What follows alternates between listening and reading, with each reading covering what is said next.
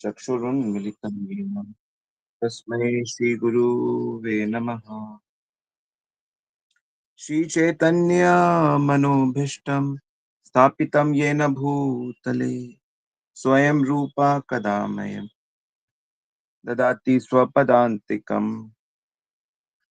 वन्देऽहं श्रीगुरो श्रीयुतपदकमलं श्रीगुरून् वैष्णवाञ्च श्रीरूपं साग्रजातं सगणरघुनाथान्वितं तं सजीवं सावद्वैतं सावधूतं परिजनसहितं कृष्णचैतन्यदेव श्रीराधा कृष्णपदान् सगणललिता श्रीविशाखान्वितं च जय श्री कृष्ण चैतन्य प्रभु नित्यानंद श्री अद्वैत गदाधर शिवासादि गौर भक्त वृंद।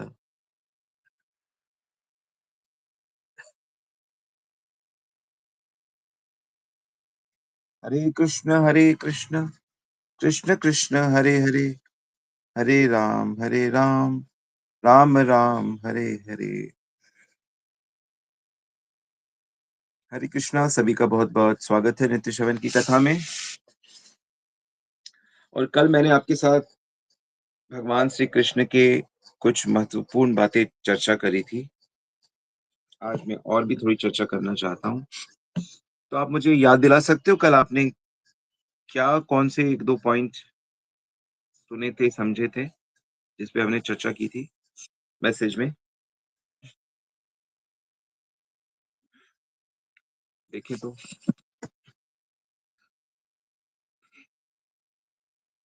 कल हमने श्री कृष्ण के विषय में जो चर्चा की थी उसके कुछ एक मुख्य पॉइंट्स बताइए जरा, फिर उसके आगे से आज चर्चा करेंगे।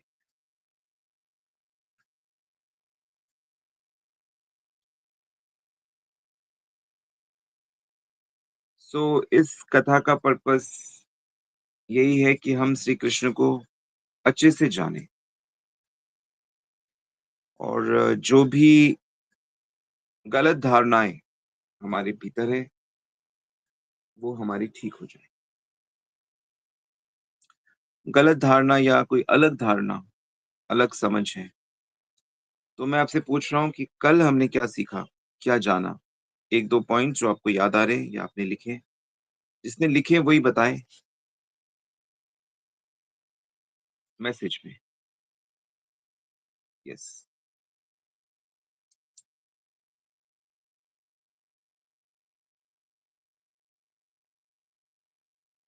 यस। ओके, एक पॉइंट आया है गोपीनाथ प्रिया से। श्रीमद् भागवत की रचना के बाद व्यास जी को परम आनंद की अनुभूति हुई। बिल्कुल सही पॉइंट है।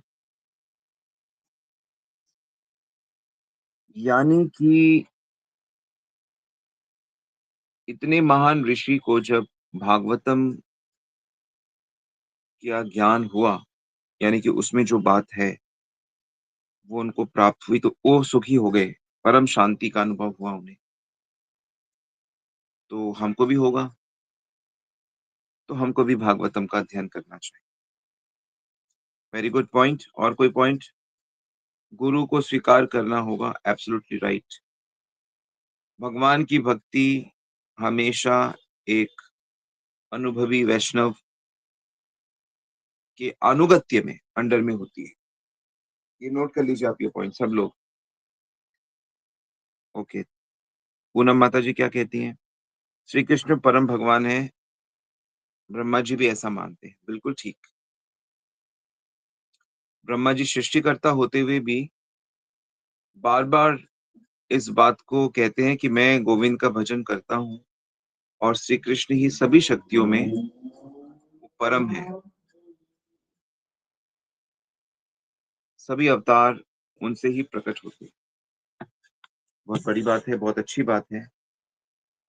और भी भक्त लोग बताइए, आप लोग ने क्या लिखा, समझा? समृद्धि वैष्णवी लिखती हैं, श्रीमद् भागवतम से हम भगवान को जान सकते हैं। भगवत गीता के बाद भागवतम पढ़नी चाहिए जिससे हम भगवान को जान सकें। जी, बिल्कुल। दोनों ग्रंथ, पहला बेसिक टाइप और फिर श्रील प्रभुपाद कहते थे भगवत गीता स प्राइम मतलब स्कूल की स्टडीज़ हैं और भागवत पुराण कॉलेज की स्टडी है और चैतन्य चरितमृत पीएचडी लेवल है। ऐसा कैसे? ओके। राधे श्याम प्रभु जी कहते हैं भगवान से प्रेम करना चाहिए। ये हमारा अल्टीमेट लक्ष्य है, भगवान से प्रेम। और सब मनुष्यों के भीतर भगवान देखते हुए हमारा व्यवहार भगवतीय हो जाता है। तो वो भगवत प्रेम का ही लक्षण है। ओके, अमित प्रभु जी क्या कहते हैं? जब तक कृष्ण नहीं है तब तक सुख नहीं रहेंगे, या जब तक श्री कृष्ण के साथ संबंध नहीं होगा आप प्रसन्न नहीं हो सकते, कोई भी नहीं। Very good point. कल्याणी माता जी कहती हैं भगवान से प्रेम सिर्फ और सिर्फ प्रेमियों के लिए है। भगवान का प्रेम, भागवत पुराण को पढ़ना होगा अगर श्री कृष्ण को जानना है। तो बिल्कुल ठीक। भगवान केवल प्रेमियों के लिए है। प्रेमियों को ही वो प्रकट कर, अपने आप को उनके आगे प्रकट कर। जो भगवान से किंचित भी प्रेम करता है किसी भी भाव में, तो मुख्य रूप से दास्य भाव, साख्य भाव, वात्सल्य भाव और मधुरी भाव, किसी भी रूप से आप इन चारों में से किसी में भी प्रेम करेंगे तो वो आपको अपने आप को आपके आगे प्रकट करेंगे। अर्चना माता जी कहती हैं जब तक जीव कृष्ण से प्रेम नहीं करेगा तब तक सुखी नहीं। बिल्कुल, ये डिस्कस किया हमने अभी। शुक्ला जी कहते हैं हम संसार में जिसे ढूंढ रहे हैं वो कृष्ण ही है, बस हमें ज्ञान नहीं है इस बात का। हम कृष्ण के अंश हैं और उन्हीं को ढूंढ रहे हैं। हाँ, हम श्री कृष्ण की शक्तियों के पीछे भागते हैं।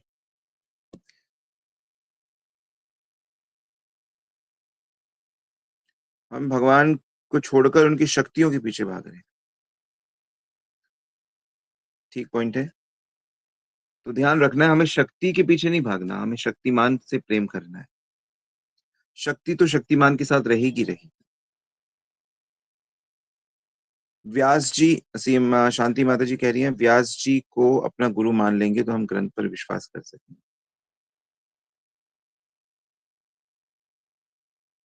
जी बिल्कुल। व्यास जी के दिन गुरु पूर्णिमा मनाई जाती है तो वो तो नेचुरली हम सबके गुरु हैं और हमारे जो गुरुजन भी हैं वो सब व्यास जी की परंपरा में ही है।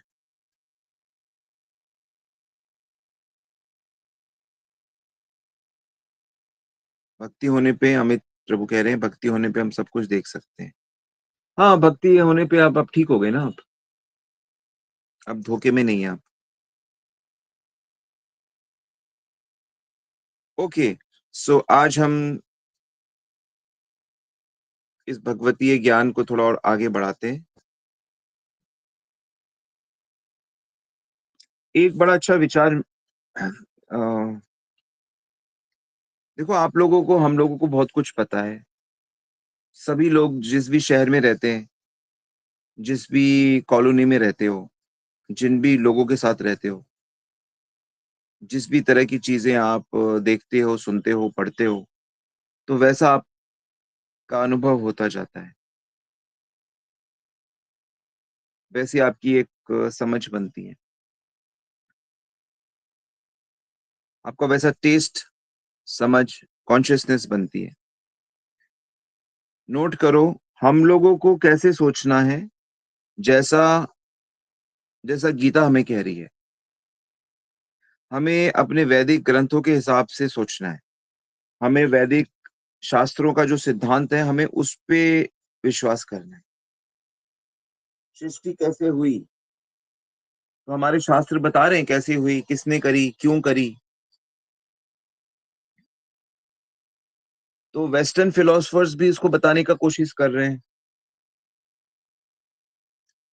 बिग बैंग से हुआ। हमारे शास्त्र कहते हैं कि ये सृष्टि भगवान के रोमकूपों से प्रकट हुई है, भगवान की इच्छा से। कौन से रूप से? भगवान विष्णु, श्री कृष्ण ही महाविष्णु का रूप धारण जब करते हैं, जिसको कारणों दक्षाई विष्णु कहते हैं, जो सभी चीजों के कारण है, उनके रोमकूपों से अनंत कोटि ब्रह्मांड प्रकट होते रहते हैं, और हर ब्रह्मांड में वो प्रवेश करते हैं। हर ब्रह्मांड में बहुत से जीव डाले जाते हैं, फिर हर जीव के साथ वो साथ हो लेते हैं, इतने अनगिनत रूप प्रकट करते हैं। तो हमको ये चीज माननी है, अगर आपको भक्ति करनी है तो आपको मोटी मोटी चीजें तो जो भगवान कह रहे हैं, शास्त्र कह रहे हैं, वो माननी होगी। विशेष करके 5 विषयों के बारे में, 5-6 विषय हैं। जैसे कि पहला विषय है ये जो जगत है, जगत का वाई, हाउ, व्हेन, वेयर, जगत के बारे में शास्त्र क्या कहता है। दूसरा, आपको जो लोग इसमें रहते हैं, जीव, प्राणी, उनके बारे में आपको शास्त्र क्या कहता है वो अच्छे से जानना है। तीसरा, आपको ईश्वर के बारे में अच्छे से जानना है। चौथा, आपको कर्मों के विषय में अच्छे से जानना है, कर्म कैसे होते हैं, उसके फल कैसे होते हैं। पांचवा, आपको काल के विषय में, समय जो तत्व है उसके विषय में अच्छे से जानना है। और ये 5 विषय ही गीता में अच्छे से इसका डिस्कशन हुआ है। और छठा, आपको भक्ति के विषय में अच्छे से जानना है। तो जगत यानी कि प्रकृति, जीव यानी कि आत्मा, ईश्वर यानी कि कृष्ण, कर्म यानी कि पुण्य पाप भक्ति में कर्म, काल यानी कि समय, और भक्ति यानी कि प्रेम। तो ये 6 चीजों के विषय में आपको अच्छे से जानना है। तो इसमें 3 तो तत्व हैं और 3 इनके आपसी संबंध हैं। प्रकृति, जीव और ईश्वर, ये 3 ही तत्व हैं, जिसमें जगत और जीव का संबंध, जगत और जीव का संबंध कर्म है, जगत और ईश्वर का संबंध काल है, जीव और ईश्वर का, कृष्ण का संबंध प्रेम है। तो 3 ही तत्व हैं, 3 ही तत्व का संबंध, ये हमको जानना है बस। ये जानने मात्र से ही हमारे सारे प्रश्नों के उत्तर हमें मिल जाते हैं, कुछ जानना बाकी नहीं रहता। तो उसको ठीक ठीक जानना है, बस इतनी सी बात है। बस बाहरी बाहरी रूप से नहीं जानना आपको। थोड़ा सा ठीक से जानोगे तो हरे कृष्ण माला जप करने लगोगे। थोड़ा और ठीक से जानोगे तो सांसारिक भोग छोड़ दोगे। थोड़ा और ठीक से जानोगे तो सबके अंदर भगवान देकर व्यवहार करोगे।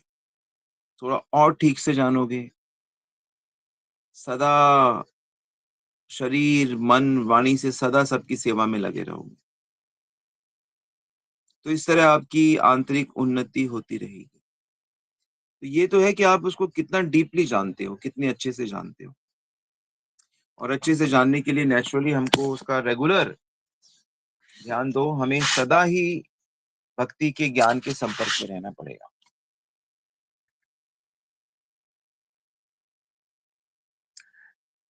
जैसे कोई खिलाड़ी है तो उसको रेगुलर प्रैक्टिस करनी पड़ेगी। अगर वो कोई भी गेम खेलता हो, चाहे चेस खेलता हो, चाहे बैडमिंटन खेलता हो, क्रिकेट खेलता हो, उसको रेगुलर अपनी प्रैक्टिस करनी पड़ेगी। अगर कोई संगीतकार है, उसको रेगुलर अपनी प्रैक्टिस करनी पड़ेगी, साधना करनी पड़ेगी। इसी प्रकार जो भक्ति करना चाहता है तो उसे रेगुलर श्रवण करना पड़ेगा, कीर्तन करना पड़ेगा। तभी वो भगवान का रेगुलर स्मरण कर सकता है। जैसे पेड़ के लिए पानी और रोशनी कितनी ज़रूरी है।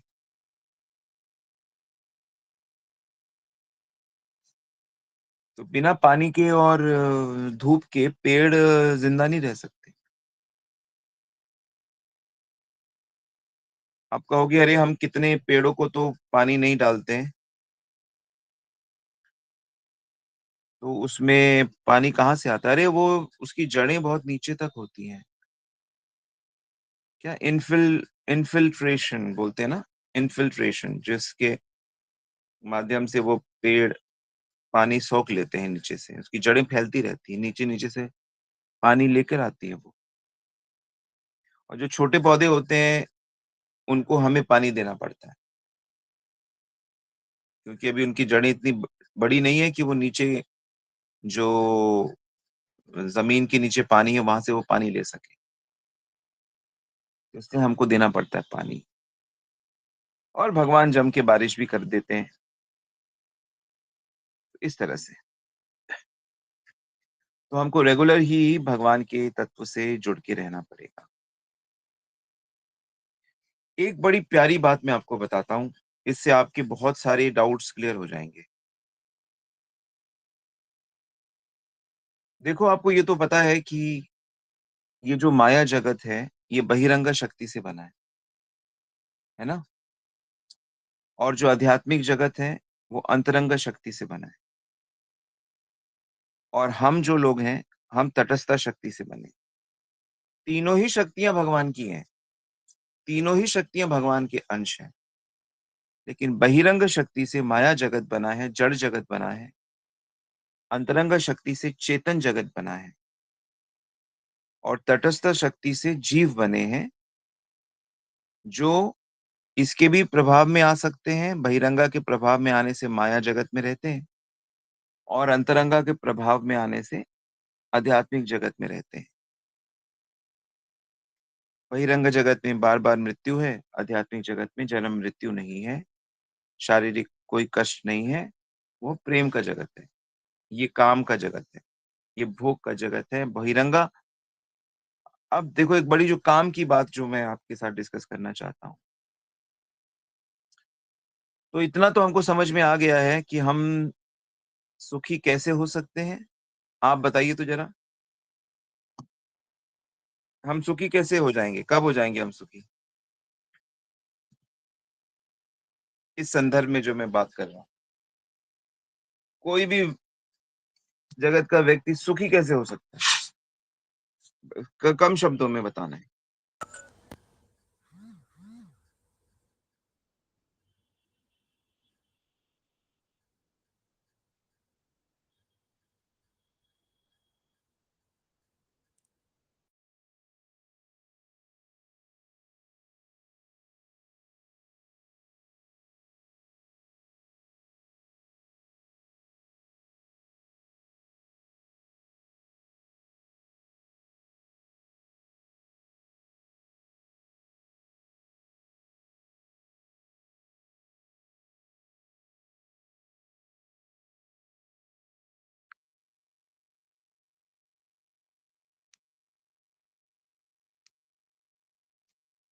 ओके, यहाँ पे जो आंसर है वो आपको ये देना चाहिए क्योंकि मैं शक्तियों की बात कर रहा हूँ। तो जैसे ही हम बहिरंगा शक्ति के प्रभाव से अंतरंगा शक्ति के प्रभाव में चले जाएँगे, वैसे ही हम सुखी हो जाएँगे।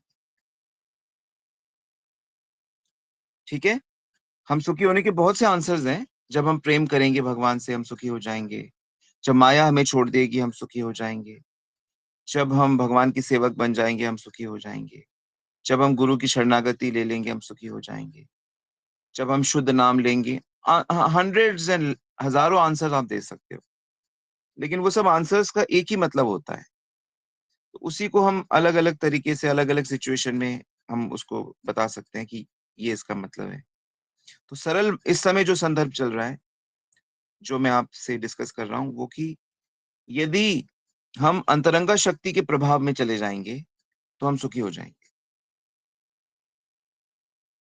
इस समय हम बहिरंगा के प्रभाव में हैं, माया के प्रभाव में हैं। बहिरंगा का एक नाम माया भी है। ठीक है? सबको समझ में आ गया ये बात? अब सवाल ये है कि अरे हम अंतरंगा के प्रभाव में कब आएँगे? कैसे आएँगे? और कब हमें पता लगेगा कि अब हम अंतरंगा के प्रभाव में हैं? तो एक सरल सी विधि मैं आपको बताता हूँ। जैसे ही आप श्री कृष्ण को पकड़ लोगे, वैसे ही आप अंतरंगा में आ जाओगे। यानी कि जितनी देर आपको ये ध्यान रहेगा कि मैं कृष्ण की हूँ, मैं कृष्ण का हूँ, कृष्ण मेरे साथ हैं, मैं कृष्ण का सेवक हूँ, ये जीव भी कृष्ण का है, ये जगत भी, ये जो याद है ना, याद, स्मृति, इसी को ध्यान बोल सकते हैं आप। कि आप होश में हो, जगे हुए हो, सिद्ध हो, कोई भी शब्द आप कह सकते हैं। वो तो अलग-अलग लिखने वाले अलग-अलग शब्द लिखते हैं। पर कुल मिला के यदि आपने श्री कृष्ण को अपने मन से पकड़ा हुआ है, तो जितनी देर आपने कृष्ण को अपने मन से पकड़ा हुआ है, तो आप हम भौतिक जगत में भी हम फिर अंतरंगा के प्रभाव में। नोट कर लीजिए ये पॉइंट। जितनी देर आपको ये याद रहेगा कि मैं श्री कृष्ण की सेविका हूँ, मैं कृष्ण का अंश हूँ, मैं एक आत्मा हूँ। आत्मा याद रखने से भी बात नहीं बनेगी एक्चुअली। बात बनेगी कि नहीं, मैं श्री कृष्ण का सेवक। तब आप अंतरंगा में आ जाओगे। तो आपकी ओर माया काम नहीं करेगी। अंतरंगा शक्ति को काम करना पड़ेगा। और जहां हम ये चीज भूल जाते हैं कि हम श्री कृष्ण मतलब के साथ हमारा थियोरेटिकली बात है, तो माया हम पे काम करेगी। क्यों? ऐसा क्यों है? क्योंकि माया जो है वो कृष्ण के पास नहीं आ सकती। ये माया की कमजोरी है। नोट कर लो इसको। कोई पूछे कि माया की क्या कमजोरी है? माया की दिक्कत ये है कि कृष्ण सूर्य समा माया अंधकार, जहां कृष्ण तहां नहीं माया रतिकार।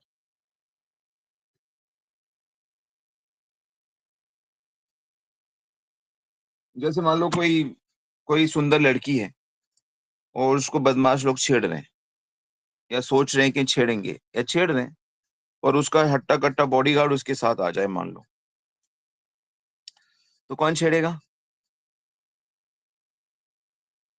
छेड़ेगा भी तो छेड़ पाएगा क्या?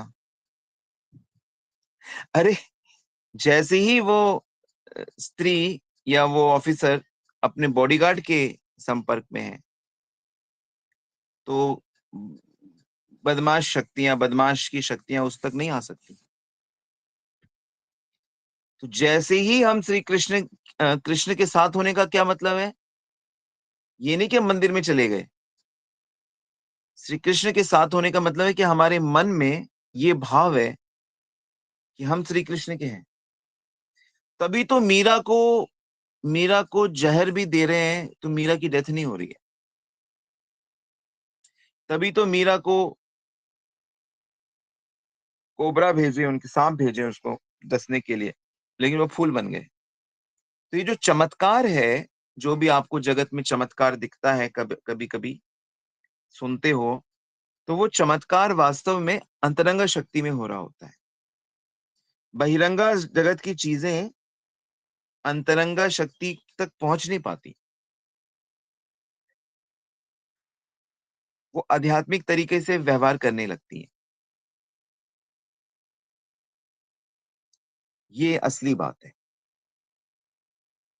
अच्छी लगी आपको ये बात? बड़ी प्यारी, बड़ी सुंदर, बड़ी मधुर बात है। जैसे ही हम श्री कृष्ण को पकड़ लेते हैं, अब पकड़ते कहाँ से हैं? कहाँ से पकड़ते हैं? बताइए तो जरा। कृष्ण को हम कैसे पकड़ते हैं? बिल्कुल सही मंजू जी, बिल्कुल सही। मन से। मन से पकड़ते हैं। ध्यान रखना, पकड़ा और छोड़ा मन से जाता है। कोई चीज आपको बहुत परेशान कर रही है, बहुत ज्यादा, आप बड़ी तकलीफ में हो, विश्वास करिए, जैसे ही आप उसे मन से छोड़ोगे, आपको ऐसी ठंडक महसूस होगी, ठंडक महसूस होगी।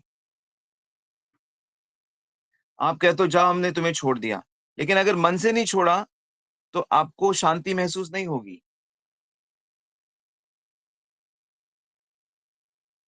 कोई भी समस्या है, कोई भी दिक्कत, जैसे ही आप मन से हटा देते हो वहां से, तो वो तकलीफ देना बंद कर देती। इसीलिए रात को जब आप सोते हो तो भगवान मन के दरवाजे बंद कर देते हैं, भौतिक जगत से कट जाते हैं हम लोग, रोज रात को भगवान सुला देते हैं।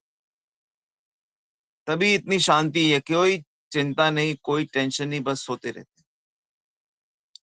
वो तो सुबह उठने पे मन फिर जब जगत में कनेक्शन होता है, हाँ ये काम रह गया, वो रह गया, ये प्रॉब्लम चल रही है, हॉस्पिटल जाना है, ये कमाना है, इससे झगड़ा है, ये वो सारा दोबारा से सब शुरू हो जाता है।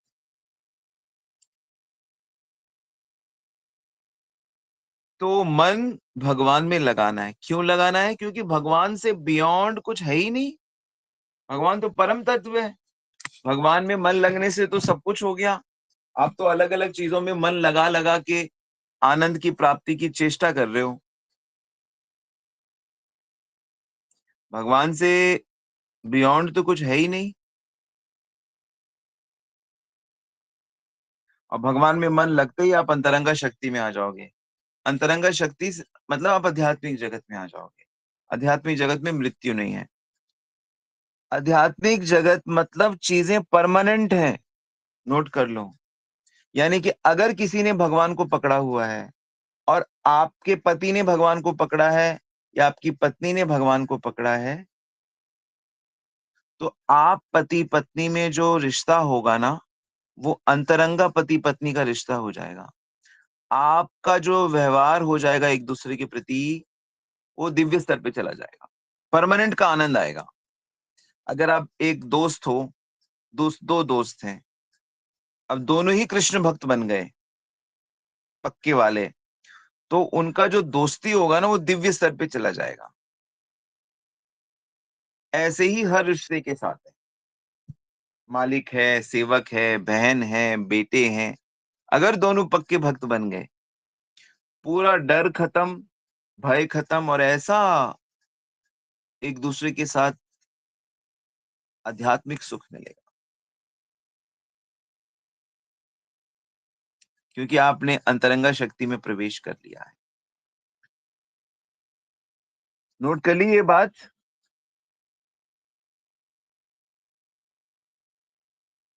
और बहिरंगा शक्ति में हर चीज क्षणिक है, बदल रही है। वास्तव में बहिरंगा शक्ति में हर चीज धोखा है, इल्यूजन है, मतलब वो रियलिटी नहीं है। कब तक आप बड़े घर का, पैसों का, सेहत का भोग कब तक करोगे आप? लेकिन इस धोखे वाले जगत में अगर कोई चीज अच्छी है, तो वो ये है कि इस धोखे वाले जगत में हम असली चीज पकड़ने की, असली चीज पकड़ने का मौका है। ये एक बड़ी अद्भुत बात है। ये सब कुछ ही धोखा है, लेकिन धोखे में भी एक, जैसे होता है ना, घड़ी बंद है, तो घड़ी बंद है तो गलत टाइम देती है ना हमेशा, लेकिन दिन में 2 बार सही टाइम देती है वो। जिस समय भी वो बंद है, जो भी टाइम हो रखा है उस समय जब वो बंद है, लेकिन वो 24 घंटे में वो टाइम तो आएगा ना 2 बार, एक बार एएम में और एक बार पीएम में, सुबह और शाम, तो 2 बार तो सही टाइम देती है। तो भौतिक जगत में सब कुछ धोखा है, सब कुछ गड़बड़ है, लेकिन ये हमको एक असली मौका देती है कि टेम्परेरी जगत में भी आप परमानेंट पकड़ सकते हो। भोग भोग भोग भोग की दुनिया में भी आप योग करके यानी प्रेम पकड़ सकते हो। नकली में भी आप असली, नकली, सब चीजें नकली हैं, लेकिन इस नकली में भी एक चीज असली है। ये जैसे कलयुग में दोषी दोष, दोषी दोष, दोषी दोष है ना, कहते हैं कलयुग में सब गड़बड़, कलो दोषे निधे राजन, लेकिन एक चीज असली है यहाँ पे। अस्ति एको महान गुना, एक चीज बहुत अद्भुत है, वो कृष्ण का नाम है। कृष्ण की भक्ति है। कृष्ण के भक्त हैं। और बात भी सही है, क्योंकि कृष्ण सर्वव्यापी है। कृष्ण सर्वव्यापी है, कृष्ण को सब जगह रहना पड़ेगा। कृष्ण को नरक में भी रहना पड़ेगा, कृष्ण को भौतिक जगत में भी रहना पड़ेगा, कृष्ण को सूरज में भी रहना पड़ेगा, कृष्ण को स्वर्ग में भी, ब्रह्मलोक में भी, दैत्यों के लोक में भी, गोलोक में भी, वैकुंठ में भी, सब जगह रहना पड़ेगा। लेकिन वो सब जगह पे भिन्न भिन्न तरीके से रहते हैं। कहीं पे ब्रह्म स्वरूप रहते हैं, कहीं पे कोई विशेष अवतार के स्वरूप रहते हैं। रहते वही हैं, ब्रह्म परमात्मा भगवान तीनों एक ही हैं। तो बात सही है। कहीं पे वो दिखा रहे हैं कि ये टेम्पररी वर्ल्ड है, लेकिन उस टेम्पररी वर्ल्ड में भी एक चीज असली है, वो कृष्ण है। तो इसलिए हम यदि कृष्ण को पकड़ लें कहीं पे भी रह के, तो हम तुरंत अंतरंगा में आ जाएंगे। आई थिंक ये बड़ी सुंदर बात है। मुझे पता नहीं मैं ये बात कैसे बोल रहा हूँ, क्योंकि आज से पहले मैंने इसे कभी ऐसे एक्सप्लेन नहीं किया।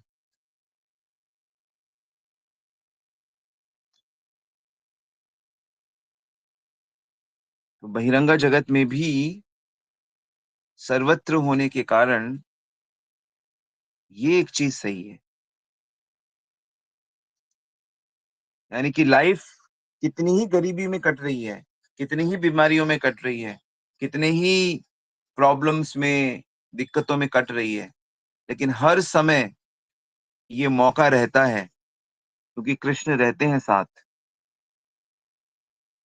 तो कोई वैष्णव, कोई गुरु, कोई सखा, कोई साधु अगर हमको ये चीज पकड़ा दे, सिखा दे, तो हमारी बात बन जाती है।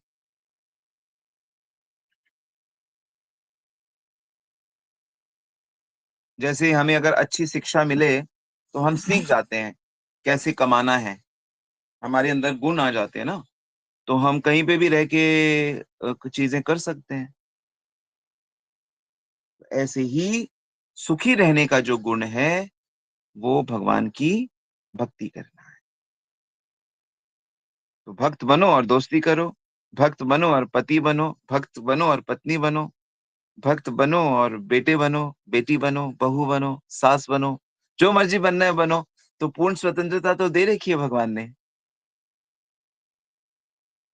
लेकिन मेरे से जुड़ते हुए। भक्त बनने का मतलब है मेरे से प्रेम करते हुए, मुझे छोड़कर नहीं, क्योंकि मेरे बिना कुछ है नहीं। मेरे बिना मतलब कृष्ण कह रहे हैं, मतलब परतरम नान्यत, मुझसे अलग कुछ और है नहीं, मुझसे अलग सब धोखा है। इसलिए कृष्ण एक परम महान प्रेमी, सुहृद, से- हर तरह से आप जिस भी दृष्टि से आप उनको चेक करना चाहो, आप पाओगे कि वो परफेक्ट हैं। तो ऐसे कृष्ण को कौन छोड़ सकता है। तो छूट गई तो कोई बात नहीं, अब छूट गए तो पकड़ लो, कौन मना कर रहा है। और कृष्ण ऐसे हैं कि कृष्ण किसी को ना नहीं कह सकते, किसी को भी ना नहीं कह सकते श्री कृष्ण, क्योंकि श्री कृष्ण सबके हैं,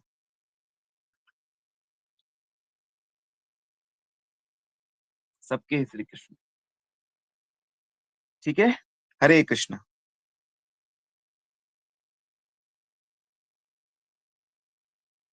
यस, कोई शॉर्ट क्वेश्चन? सिर्फ एक ही सवाल लूंगा मैं आज।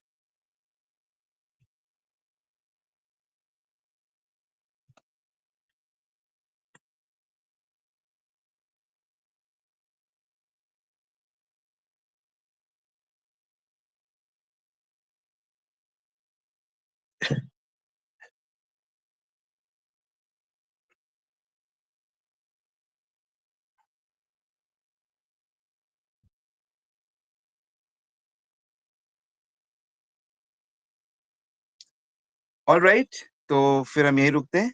Thank you very much. Shri Prabhupada की जय, श्री गुरु महाराज की जय, समस्त भक्तवृंद की जय। गुड प्रेमानंदी।